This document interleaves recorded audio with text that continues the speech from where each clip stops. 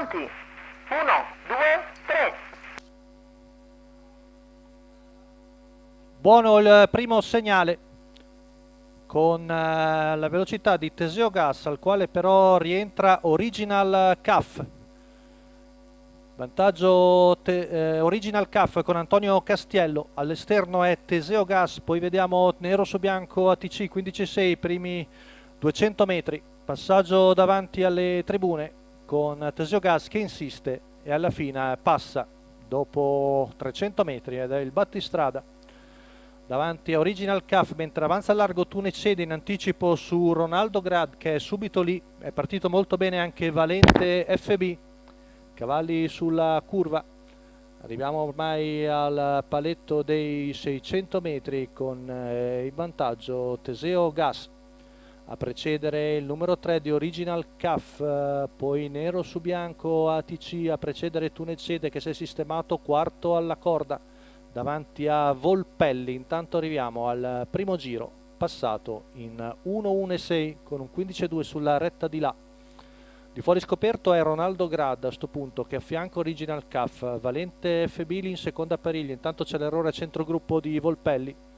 Numero 1 Volpelli squalificato. Primo chilometro passato dal figlio di Pine Chip in 1.17.4 con sempre in vantaggio Teseo Gas a precedere Original CAF affiancato da Ronaldo Grad, poi Valente FB.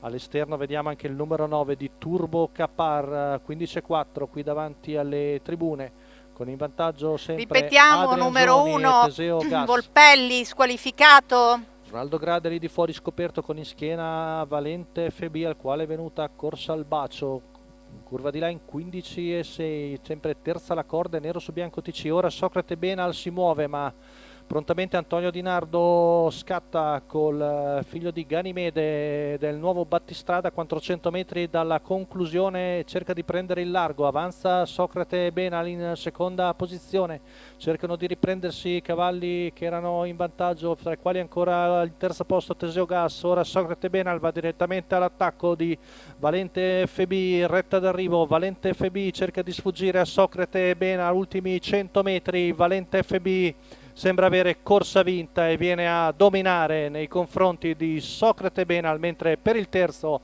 ancora Teseo Gas si difende da Original CAF al quinto Uvenia Mail.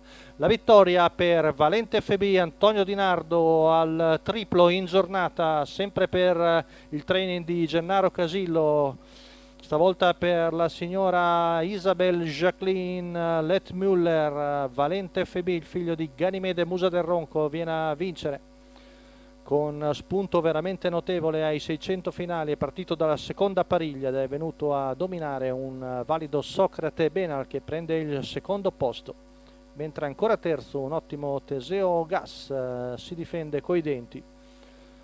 Vediamo dal numero 3 ci è sembrato di Original CAF, il quale a sua volta contiene per una spanna il finish di Uvenia Mail. La quota in chiusura per Valente FB da favorito netto 1,48.